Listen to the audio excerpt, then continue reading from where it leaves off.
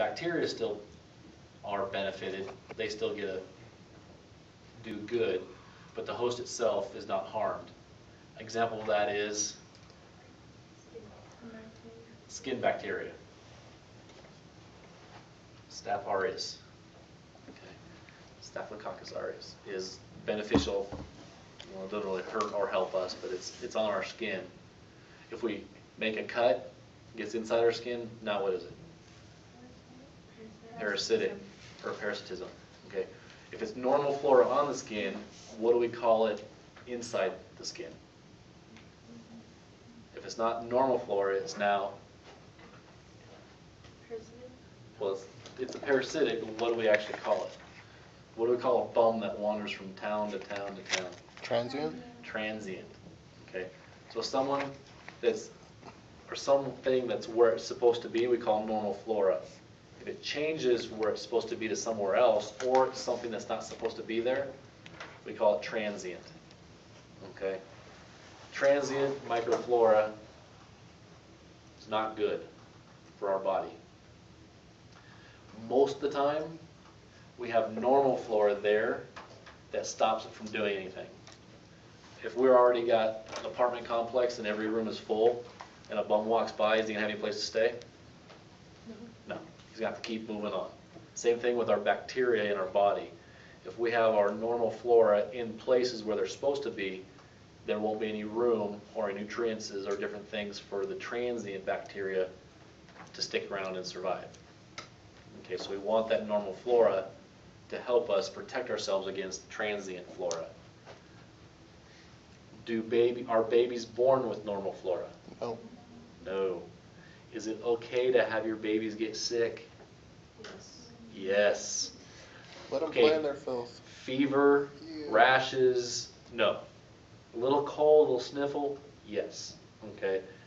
You do need to get, if they start to get a cold, you do need to treat them, but it's okay if they get a little bit of sniffles, they get a little cold, because they need to build up what? Immune system. Their immune system.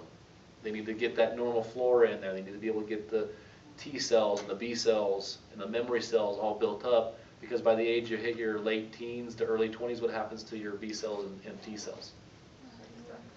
You're done producing them. You'll have all you'll have for the rest of your life. Okay, so T cells and B cells will make memory cells when you're young, so that when you're older, if you get it again, guess what? You've already got cells prepared to use them. It's like the food storage. Get in an accident, no problem. You got your food storage. You already got what you need stuck on the shelf, ready to go.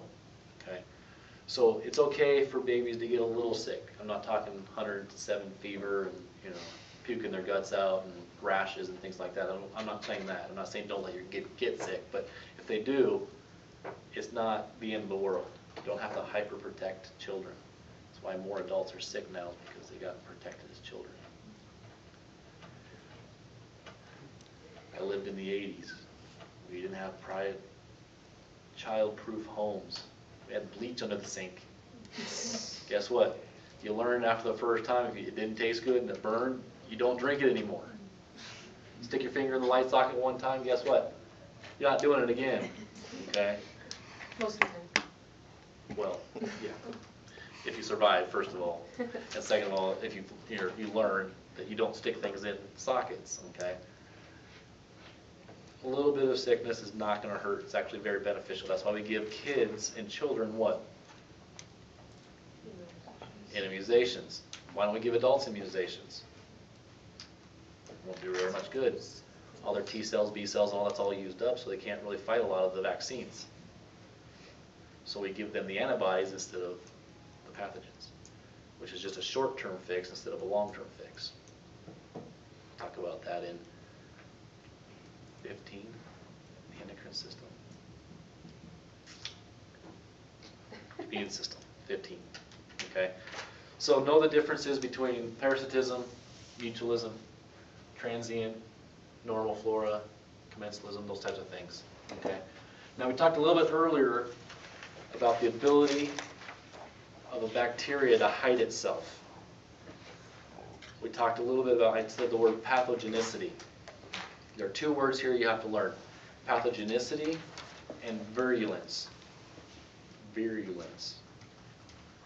Pathogenicity is the ability to make you sick.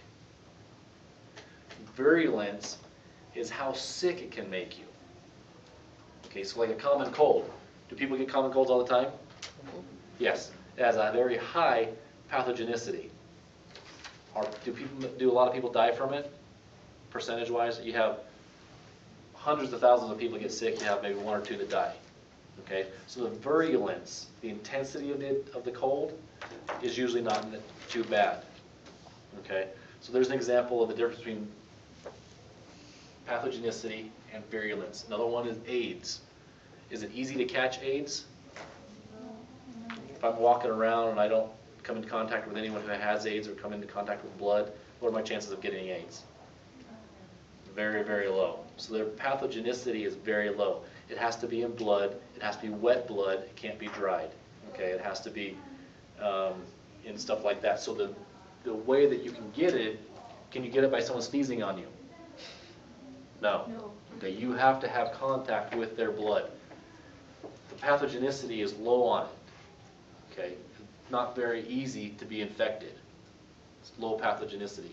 But once you have it, is it a tough bugger to get rid of? Its virulence is through the roof. Its intensity is through the roof. Still, most of people die because of it. Okay, so its pathogenicity is very low, but its virulence is very high. Okay, if you ever get the pathogenicity very high and the virulence very high, you're in big trouble. Someone described the pathogenicity as like the shield, like how easy it is to get into you, and the virulence is like the sword, like how deep can it cut you? Yeah. How the intensity. One is the ability to get in. The other one is how intense it's going to be. Okay. So it's like the plague back in the 1800s had a very high pathogenicity and a very high virulence. We had hundreds of thousands of people die because of it. Okay. So that's the difference between pathogenicity and virulence. Does that make sense? One's the intensity, one's the ability to make you sick. Okay. Bacteria have different modes to increase their pathogenicity. We talked about the capsule first. Okay. Then they have a few different things too. Adherence, colonization, and capsule. Okay. So if it has the ability to adhere to you, what does that mean? How they can cling to your skin? How it can cling to your skin, how it can get inside you, how it can, be on something that you swallow or whatever. If it's got a really slick outside and it can't hold on to anything, is it going to be able to attach to anything? Is it going to be able to stick around? No. So it needs a outside that can attach to things so it can hold on to things. Okay. We're going to talk about methods that do that in just a second, but if it can adhere, it can grow. Okay, and that's the second one, colonization. How fast can it multiply itself? The faster it multiplies, the faster it can avoid or overcome your immune system. Okay, so colonization is going to be how fast it can get to large numbers, because the more larger numbers it has, the less effective your immune system is going to be. You only have so many macrophages or killer T cells or natural killers that can go out there and get it. But if it's in the millions of microbes, large, it would take a long time for your immune system to knock that out. Okay, so it has a better chance of survival. It's just a numbers game. Okay, and then formation of a capsule, like we talked about, is the way it can hide from our immune system.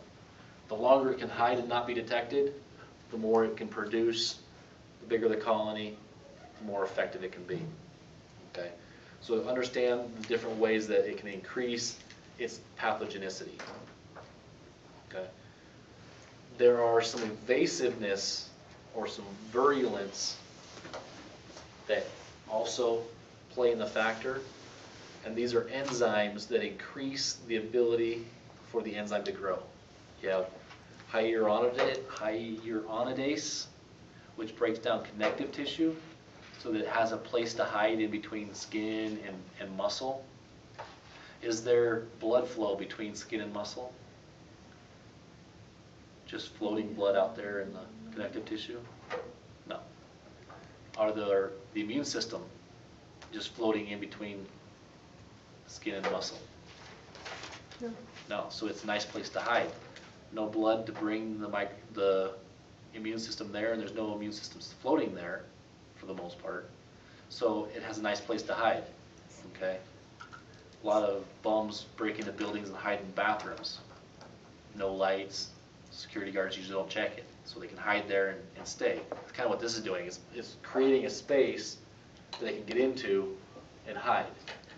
So it can start to multiply and get its numbers up to where then it can overwhelm the host, okay? Coagulase and streptokinase and staphylokinase work opposite from each other. Coagulase encourages clotting. So if a bug gets in, what's usually the first thing you do when you get a cut? You kind of squeeze on it, get a little bit of blood out, try and get the infected stuff out of it sometimes. Otherwise, if it's too deep, then you're like, put your hand over it and stop bleeding. But people will let some cuts bleed a little bit to try and clean it out, okay? What this does, it tries to clot that cut as fast as it can so you can't bleed it out. That makes sense?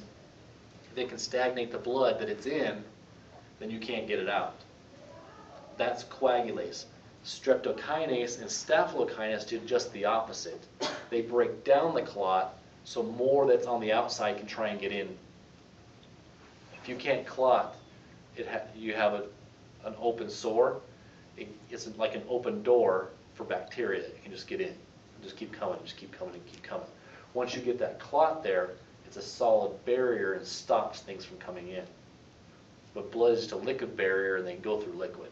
Does that make sense? So you have a hiding spot in the hyaluronase, and then you have mechanisms that are reversed from each other. Coagulase encourages clotting, and then streptokinase and staphylokinase that try and break down clotting or inhibit clotting. Okay? So if you get a cut and it clots, then that's a good thing, isn't Yeah, it? it is. It can be. Usually the first thing you do is kind of squeeze out a little bit, kind of get the blood out, and then you want to cover it so it'll clot. So what you're trying to do is trying to get the bacteria out and then clot it so nothing else gets in. Right.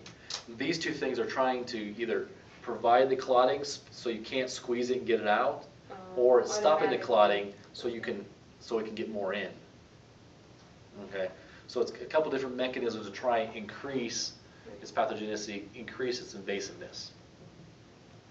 Okay, so they're mechanisms to try and keep that wound either open so they can get more in, or close it as fast as they can so you can't get them out. Okay. And then we talked about exotoxins. They're excreted by living bacteria. Examples of botulism, gastrine, tetanus, staphylococcus, food poisoning. These are all exotoxins. Okay. These are what type of bacteria?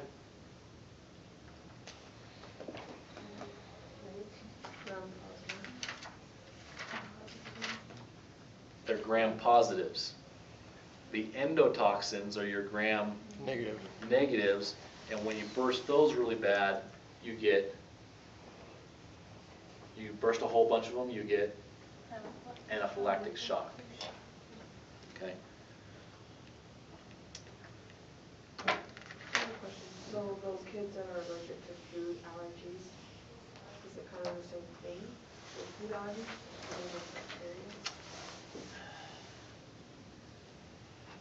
I can't give you an answer that I don't know. I think food allergies is where your immune system goes haywire with there's certain chemicals that make your immune system go haywire on them. So I don't know if it's the same, because I don't think it's where your immune system is attacking you. It's a reaction between that food and your cells. Whereas bacteria, they're more of a toxin that's destroying the cells. So when we're talking about anaphylactic shock, is it the same kind? Yeah, oh, that, yes. Reaction? Yes, it's the same.